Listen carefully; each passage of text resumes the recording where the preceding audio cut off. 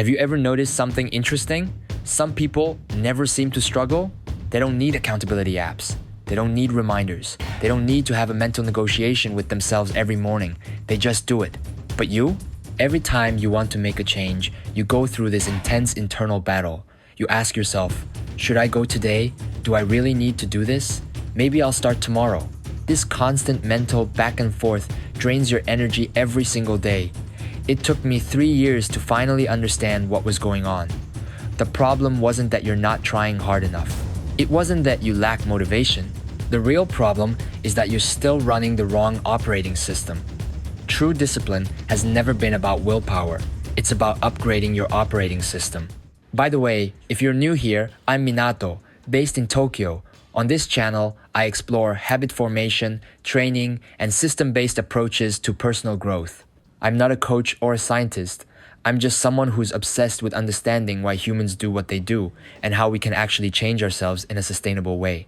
Let me share my own story with you. I tried so many different approaches to become more disciplined. I joined a kickboxing gym. I trained for about 2 months, but I never felt like I was making any real progress, so I stopped going. Then, I got a commercial gym membership, but every time I went to the gym, I had no idea what to do. I'd look at all these machines and feel completely lost. I'd run on the treadmill for 20 minutes, do some random dumbbell exercises, and then go home. No plan, no goals, and definitely no sense of accomplishment. Slowly, I went less and less, until I eventually gave up completely. Back then, I kept thinking the problem was me.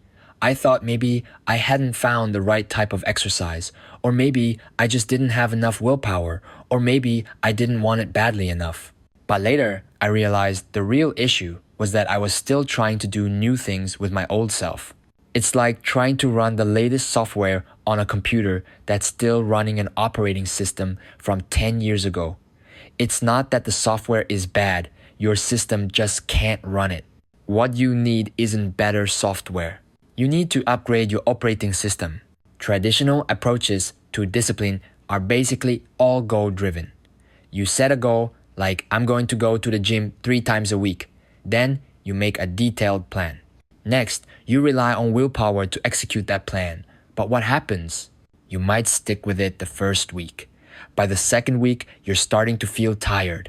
By the third week, you've completely given up. Then you start beating yourself up, feeling like you've failed again. After some time passes, you start over, and you enter the same cycle all over again. This process is like having to manually locate a file on your computer every single time you want to open a program. You have to input all these complex commands and confirm all these permissions. Whether you succeed depends entirely on your processing power at that moment. If you're in a good mood today and have energy, you succeed. If you're tired today or stressed out, you fail. But how do truly effective systems work? Through automation. You just double-click an icon and the program launches itself. No thinking required, no decisions to make, and it doesn't drain your willpower at all. Neuroscience research has discovered something really important. When a behavior gets integrated into your core identity, the amount of willpower your brain needs drops significantly. In other words, goal mode is I need to work out, requires decisions, drains energy. Identity mode is I'm someone who likes to exercise, runs automatically, minimal energy drain. Now you might be thinking, okay, but what about habits? I've heard about the power of habits. Don't habits make behaviors automatic? Yes, habits are definitely important, but habits aren't enough. Habits can reduce decision making. Research has found that on average, after repeating a behavior for about 66 days, it starts to become somewhat automatic. This number varies from person to person. It could be as short as a few weeks or as long as several hundred days. So yes, habits are useful. They help reduce the mental burden of making decisions every time. But habits have one major problem. They're heavily dependent on environmental cues. Let me explain with my own experience. Back then, my job required frequent business trips. Basically, every 1 to 2 weeks, I'd be in a different city. Every time I'd finally build up some habits in one place, I'd go on a business trip and they'd all fall apart. When I got back, I'd have to start building those habits all over again. Why does this happen? Because habits work through conditioned responses. You see the gym, you want to work out. You pass by the box on your way home from work, you drop in for a session. These are all behaviors triggered by environmental cues.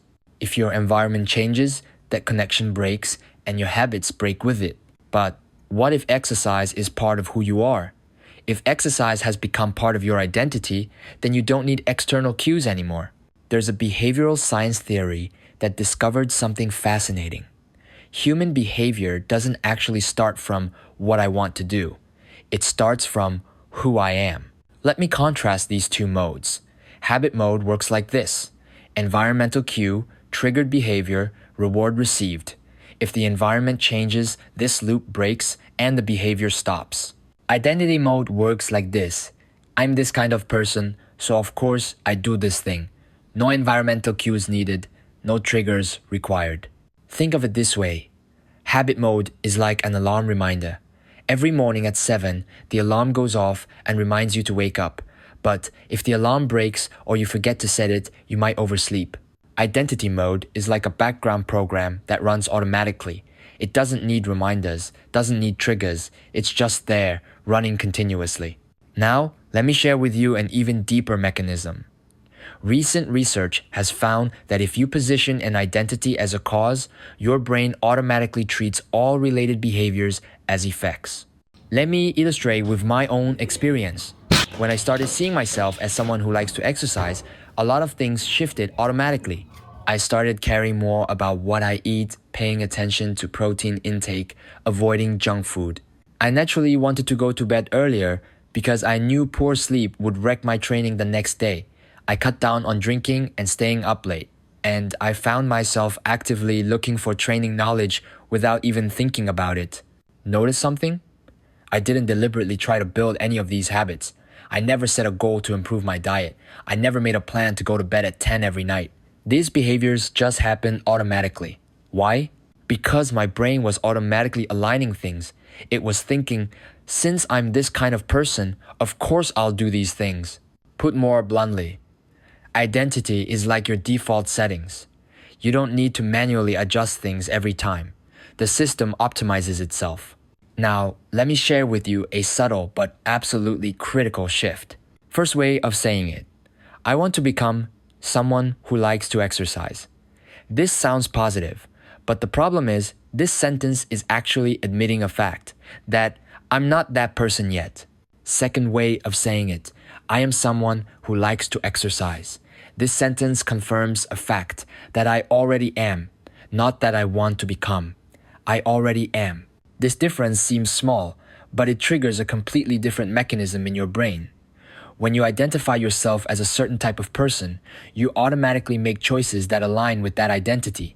Not because you should do these things, but because you are this kind of person.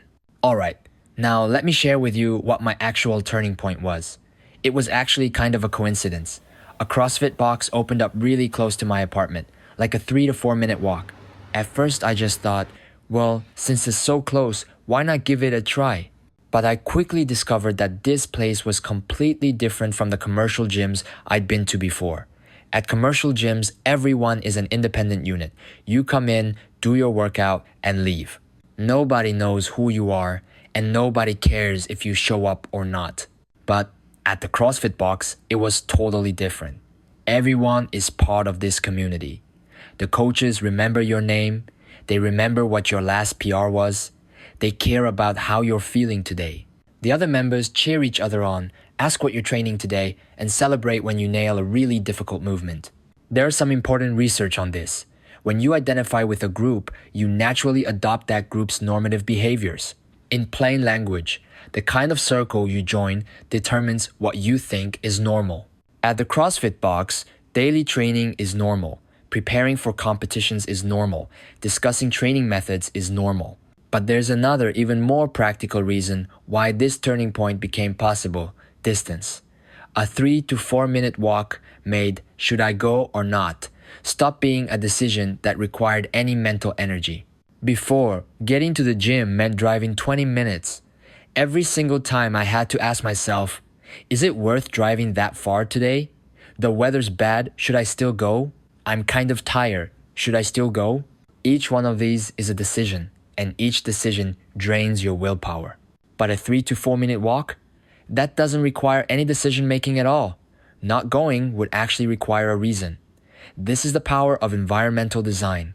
Environmental design is more powerful than willpower. When your environment makes the right choice the easiest choice, you don't need willpower at all. When I first joined the box, I was still in goal mode. I'd still think, what should I train today? How many times should I go this week?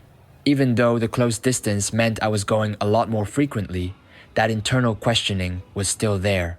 Then, one day, I decided to sign up for a competition. From that point on, everything changed.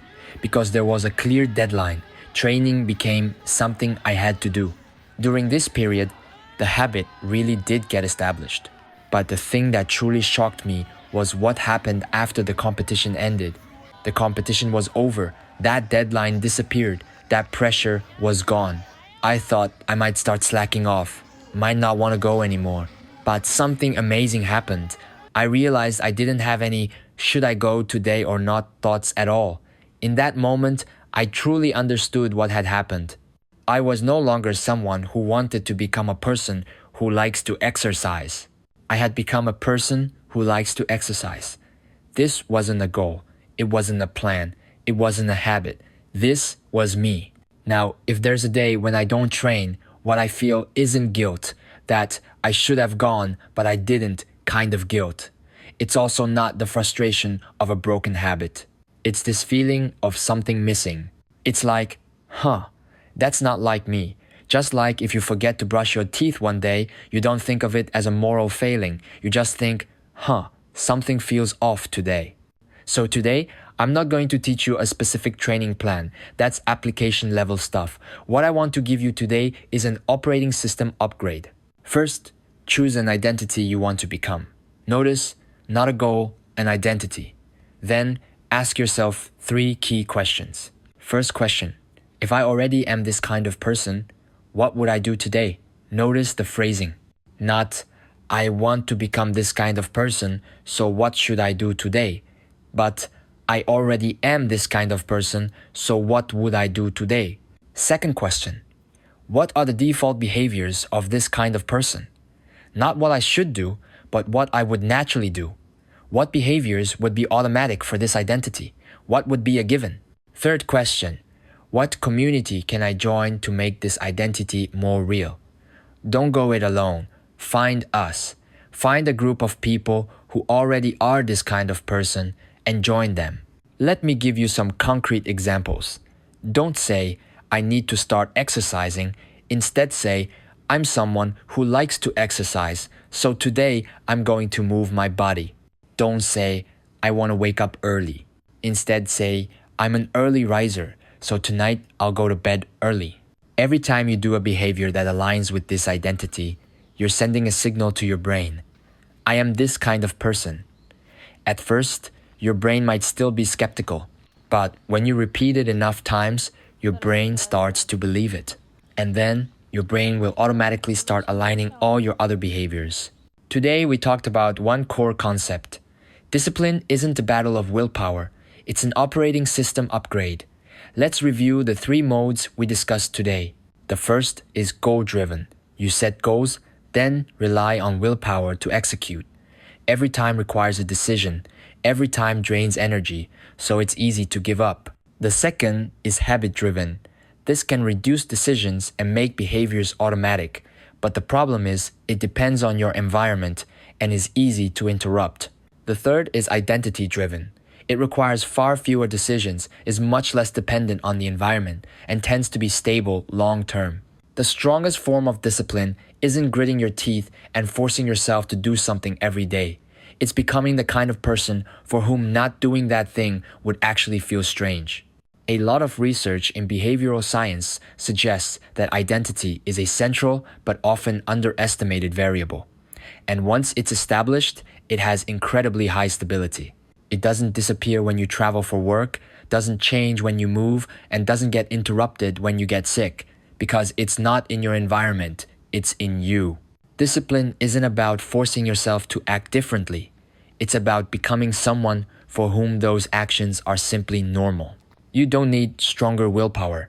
What you really need is to upgrade your operating system from I want to become to I already am. Leave a comment and tell me, if you already were the kind of person you want to become, what different choice would you make today?